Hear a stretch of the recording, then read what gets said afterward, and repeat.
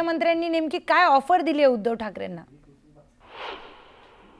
आता उद्धवजी 29 पर्यंत तर काही स्कोप नाही. पण ऐका, 29 पर्यंत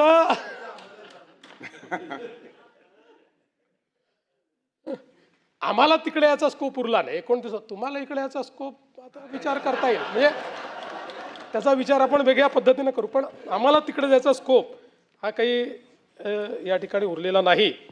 पण मला असं वाटतं की मी अंबादासजी कुठे असले तरी त्यांचा मूळ आत्मा हिंदुत्ववादी. या संदर्भात बोलूयात. आपले प्रतिनिधी तुषार रुपणवर आपल्यासोबत जोडले गेलेले आहेत. तुषार, मुख्यमंत्र्यांनी उद्धव ठाकरेंना खुली ऑफर दिली आहे, काय तिथली परिस्थिती आहे?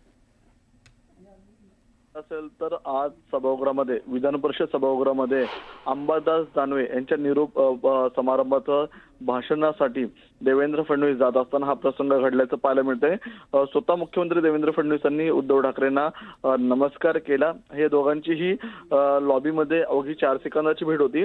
मात्र या भेटीमुळं विधिमंडळामध्ये पुन्हा एकदा चर्चेला उधाण आलं की मुख्यमंत्री देवेंद्र फडणवीस आणि उद्धव ठाकरे यांची भेट झाली.